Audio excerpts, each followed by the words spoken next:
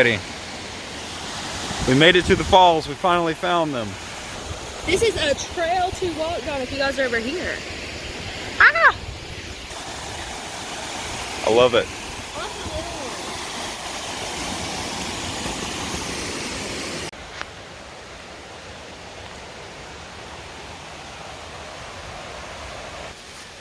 Very nice. Oh, look at how big. That's good eating.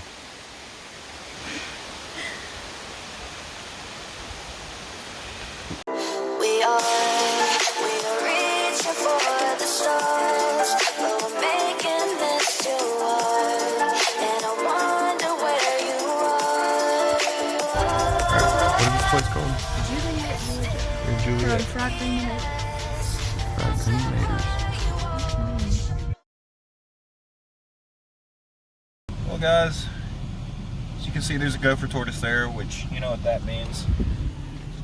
It's finally cold enough for me to make my migration back to the sandhills. So that is where I'm cruising right now. And my target today is hognose and indigo snakes, because indigo snakes are actually starting to move back to their sandhill habitats. During the summer they stay in river floodplains and swamps and stuff like that where they feed, and of course it's not as hot in that part of their environment, so that's where they gravitate towards the warmer parts of the year. And then as the colder months come back, the animals will migrate back up to the hotter areas where the temperatures are more extreme, so that they can dip down into the gopher tortoise burrows, and once it warms up during the day they can come back up and bask. So right now I'm just cruising. I was kind of letting my phone charge a little bit so I would be able to video and take pictures if I did see anything, because I don't really have my camera. But I'm about to flip some tin, and if I don't find anything there, I'll start hiking for indigos, so we'll see what happens. I have found indigo snake sheds here, both under the tin and over there, and it's great habitat, so I've always thought it looks good, but it's the rest of the year it's too hot to flip here because this tin gets really hot. This is a good piece right here. Never flipped anything out here aside from sheds, but like I said, it looks great. So road cruising has not been too terribly productive today, but I have seen one little racer that scooted off the road, and this box turtle, I mean, I've seen more stunning ones before, but I only saw a little bit of his face, but he looks pretty attractive. Anyway, cool to see these guys. He's just out in the middle of this long stretch of road. Finally, at long last, I cruised something. Oh, it's a little corn snake. That's so pretty. I haven't seen one of these guys in a while, so that's pretty cool. I mean, don't be fooled. People tell you corn snakes are common. They find them all the time, which in some places they are, like down in South Florida and Florida in general. And in some places up here in South Georgia, I mean, they're pretty common. It's just, they're not something that a lot of herpers get to see all the time. I mean, mostly I find gray rat snakes, but I mean, every now and then there's a corn. I get it. So some snakes, like corn snakes and milk snakes, will do something called head bobbing. There he goes. Whoa. Okay, then he goes into defensive mode. But yeah, whoa, dude. I mean, is that, whoa, he's chasing me. Literally, look at this thing. What the heck? It's chasing me! Jeez Louise, man. Whoa. Whoa. Whoa. Okay, well, he just gave you the whole show. It's about to bite me now. Thing is beautiful, though. Ow! Ow, ow. There we go. I'm up pretty dang early today. You probably can't even see me because it is like 6 in the morning, a little after. I'm going to pick up Colton and hopefully he'll be awake. I just texted him to ask if he was awake and he said no. So I don't know what that means. But anyway, I'm about to go get him now. We're going to be cruising for southern hognose and pine snakes. So I can't wait to see what we find. It's going to be a little bit of a drive to get there, so that's why I'm getting up so early. But we shall see. Oh my gosh! It's taking forever. made it to our spot and we're road cruising now. These roads look great. Here's a lake or a swamp. Whoa, that looks pretty cool. Huh. Saw a bunch of dead cypress, I guess. Too bad we didn't bring a boat. Yeah. No, trespass a little bit. These roads look pretty good. We haven't seen anything yet, but it's warming up pretty nicely. So, pretty optimistic. All right, guys, we just got our first snake of the day, and unfortunately, it's a DOR pine snake. That is rough. Dude, it was pretty too. Look at that pattern. That's a pine snake. How did we miss that? That looks pretty dead. Yeah. I wonder if it just got ran over a few times or what. It's still soft. Well, we're definitely going to cruise this road. So we've been riding the same roads for the past 2 hours, and we finally found a road that we haven't seen. So. Without saying the name of this location, you cannot get out of it. Yeah. Never go here. It's had that last road at least 4 times. Is that a road or a driveway? I don't know. Try it. Oh!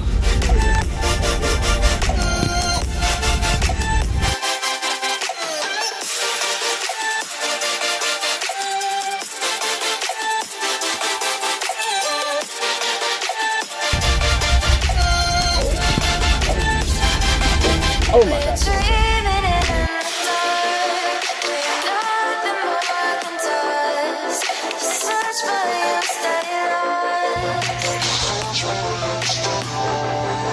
You're reaching for the stars.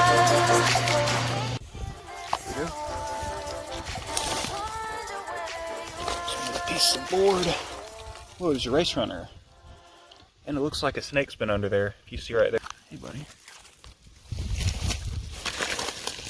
More race runners. Cool. Hard to catch.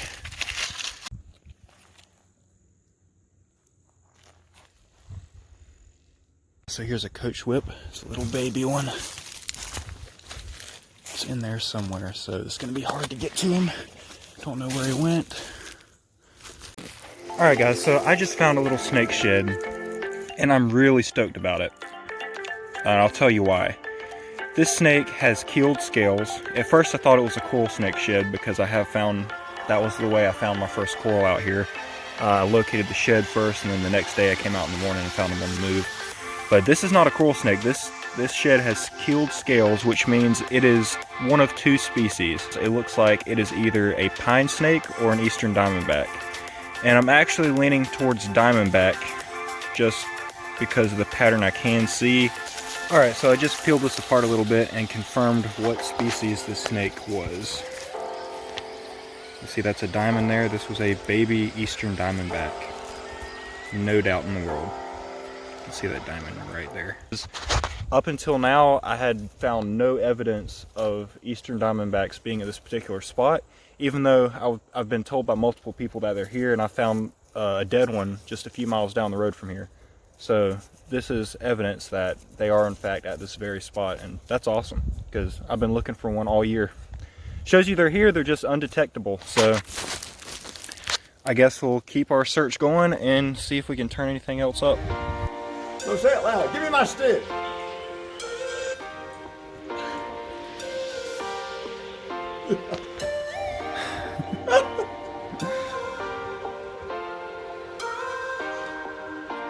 So we're now at a slightly different location. We're kind of scouting out a new area. I think this is the place I saw from the road. It could have been a different one. This is a beaver dam. My gosh, guys, okay. Me and Clay are out here.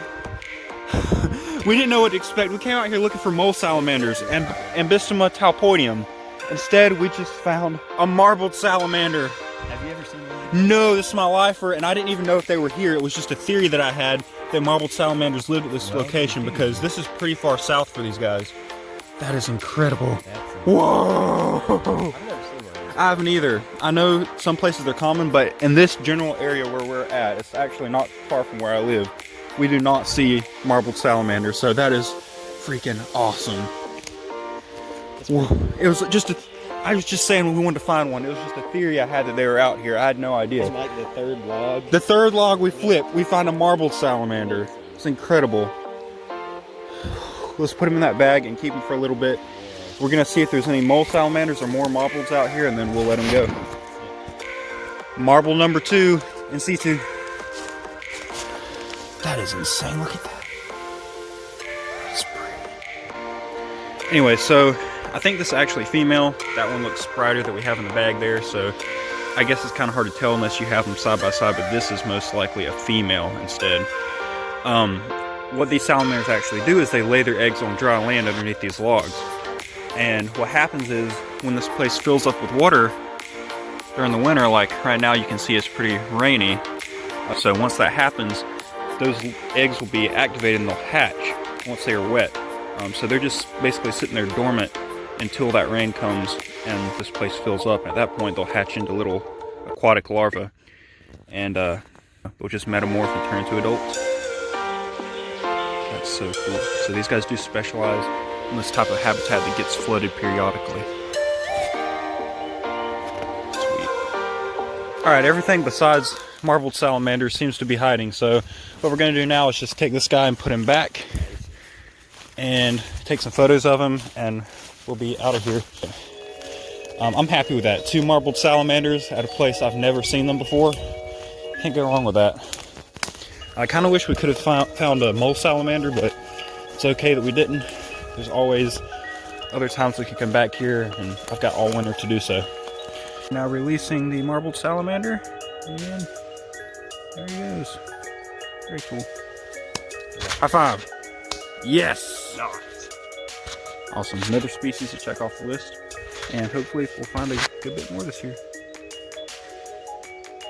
Okay, so we just flipped this log to check on the one we left earlier, and she appears to still be in there, but now this guy's out. This is another male, and he's just out underneath this thing now. This is the marble salamander. He's on the move. Pretty cool. Alright, well that's cool. I'll get a quick voucher shot of him and put him back, and we'll leave these guys be. That's awesome. I think it's because this log has all those little cavities in it.